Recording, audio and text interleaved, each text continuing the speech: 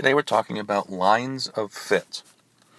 A line of fit, which sometimes is called the line of best fit, is drawn on a scatter plot, trying to approximate the data.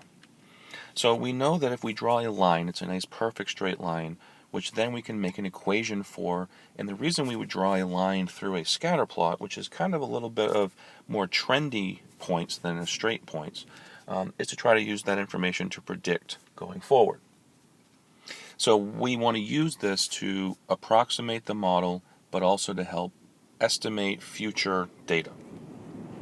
So, example 1, we have a graph talking about the month and the depth of water, probably like in a stream or a river or something.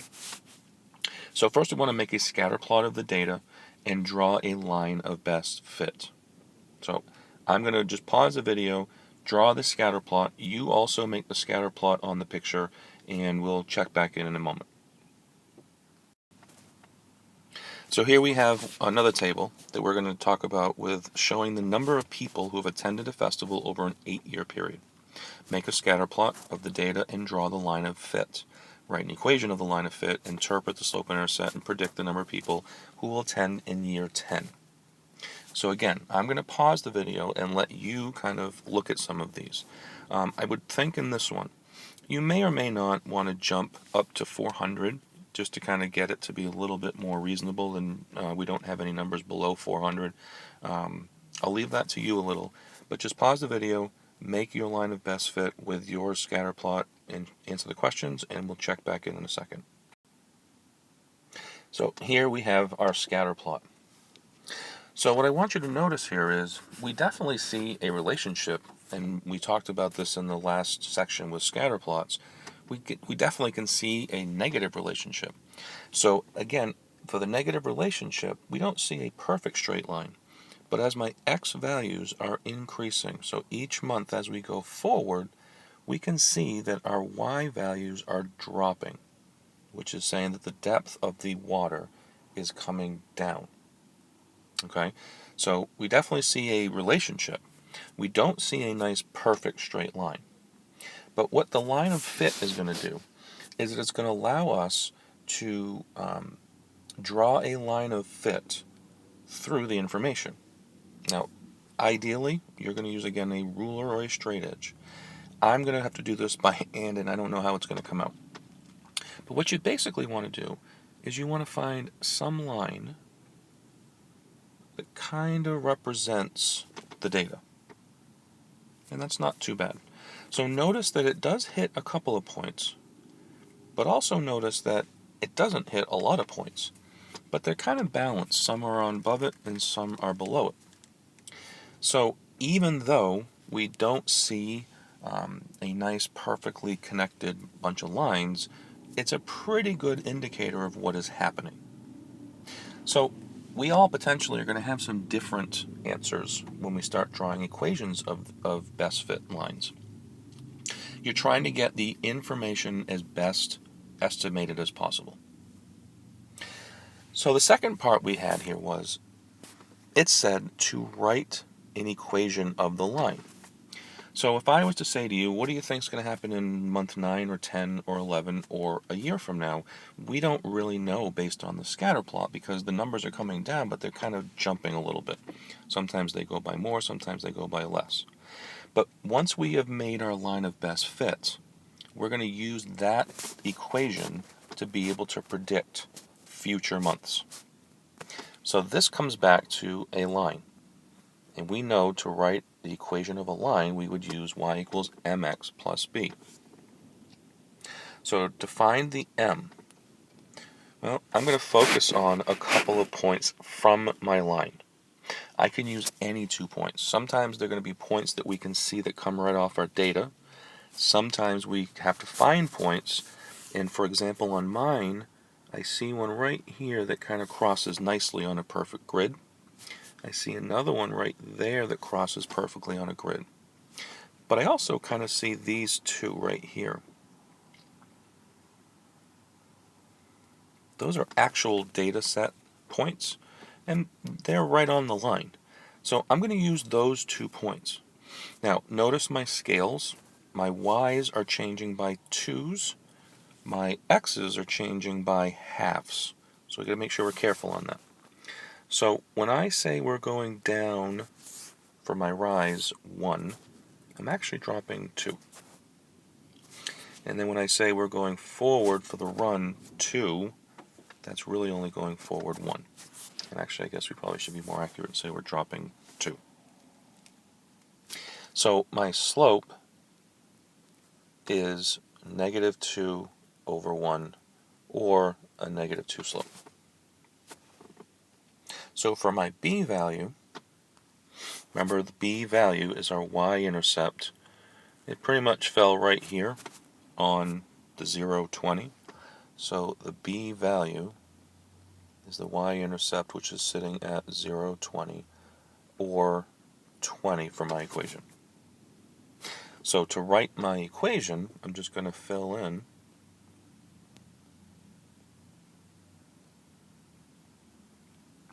so that's the equation we're going to use to try to predict future events for what we want to know. C. Interpret the slope and the y-intercept. So remember, the y-intercept is the initial depth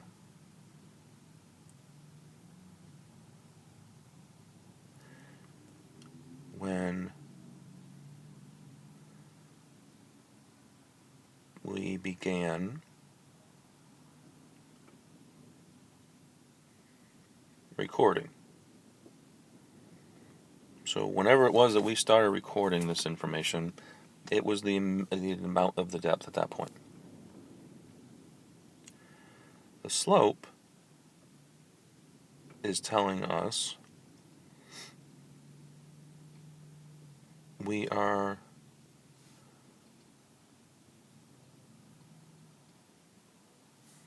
dropping 2 feet per month. Okay, so remember the slope is change in y over change in x, so you're looking at the two things. So our depth is going down 2 feet per month. And then for letter D, it basically says predict the depth in month 9. Well, this is where we use that equation. And we have to understand that it's an estimate. We're not really sure, but we've chosen this as our best fit line. So we know that y's are the depth, the x are the month. So I basically just plug in the 9 and I solve. So -18 plus 20 is what y equals. Y would equal 2. So in month 9, the depth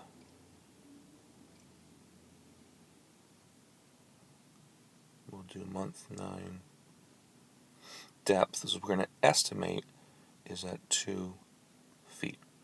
And again, it may not be. It might be a really rainy season and it might all of a sudden go up a few feet and then it comes down a little bit and stays roughly around 4 or 5. It might drop an awful lot because there's no rain and the water just kind of keeps going out. But we're using hours to say that we think that it will be about 2 feet in month 9. So I kind of changed my scale idea a little bit, so hopefully it didn't screw you up too much. Basically what I did was I decided to, instead of making a huge graph, I went from 0 just by 200s. And it's again not perfect, but again we can kind of see a trend happening here. So we would look at this and say, well, I can definitely say this has a positive relationship on the last one. So as the years are going by, notice the number of people attending this festival is increasing. Now this point down here, 0, 0, was not part of our table. But if you think about it, before we started doing the festival, there wouldn't be anybody there because we haven't done it yet. So these are the points that I had plotted. So again, to be able to think about making the line of best fit, you want to try to think of something that kind of covers, and I would say that was fading away to being incorrect. Try that one again. Sometimes it's tricky because you follow the dots, and sometimes maybe something like that. Okay?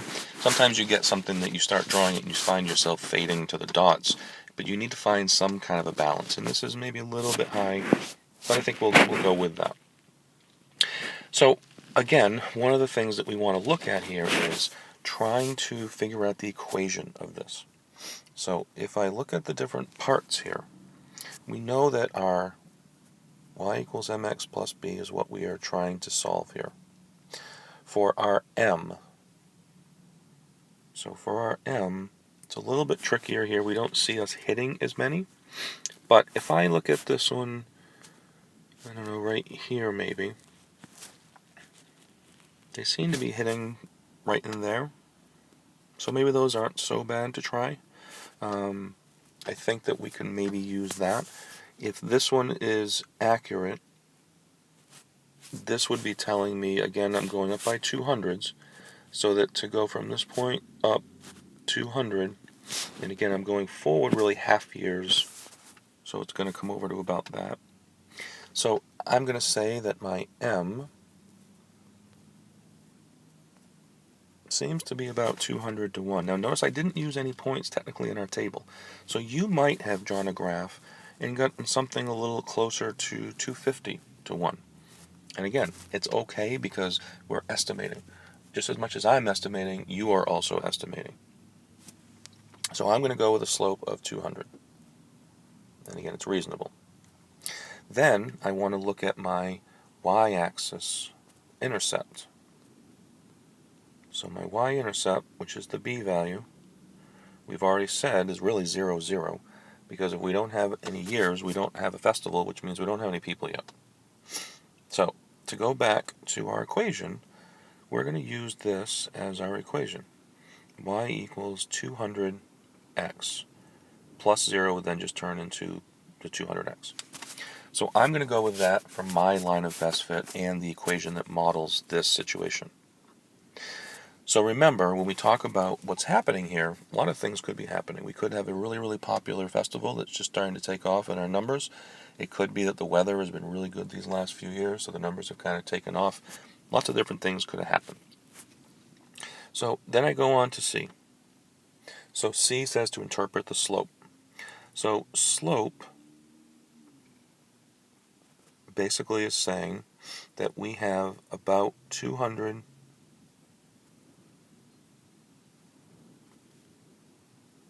people increasing per year. So the number of people is increasing by 200 people each year. The y-intercept is just basically saying before we run the festival,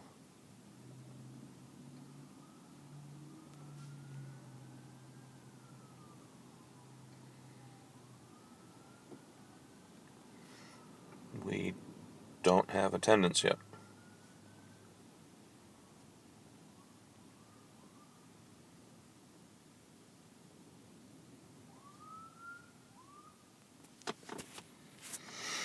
So then we go down to D.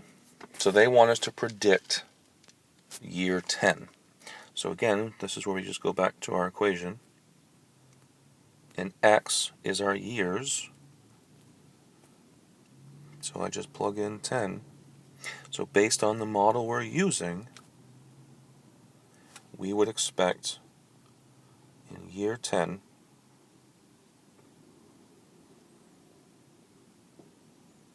2,000 people. And again, just keep in mind, a lot of things could change this number. This is just an estimated guess going forward.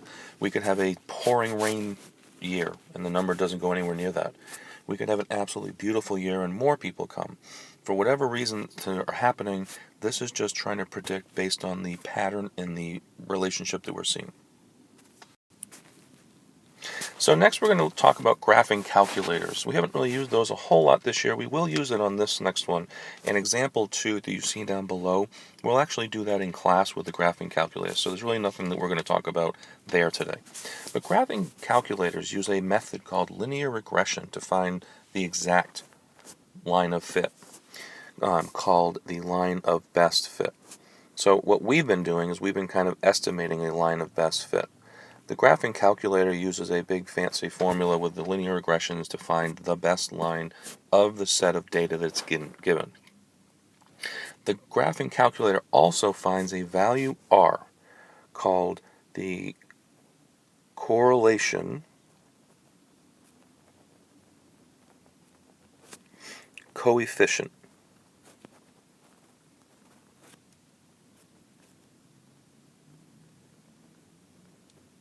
And what this value is doing is it's basically telling us whether the correlation is positive or negative, but also how closely the equation is to modeling the data.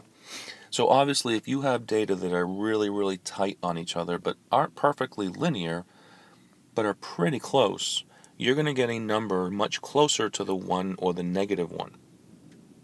If you have data that's kind of scattered all over the place, but you still have something that's kind of positive or kind of negative, your number will fade from the 1 a little bit and get closer to 0. And 0 is where we have very little correlation or maybe even no relationship. So the values of R are going to range from a negative 1 to a positive 1. When R is either negative 1 or a positive 1, we call that a strong correlation, meaning all those data points are very, very close to being a straight, perfect line. As R gets closer to 0, then we would say that this correlation is pretty weak, meaning they're kind of scattered all over the place.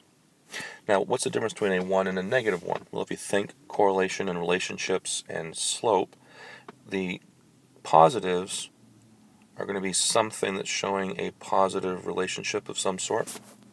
The negative is showing some sort of a negative slope.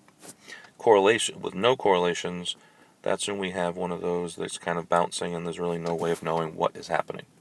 And then there's obviously stuff in between.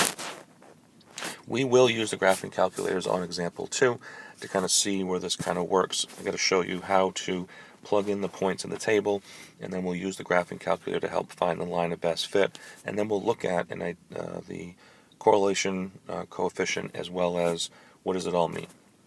So that's lines of fit.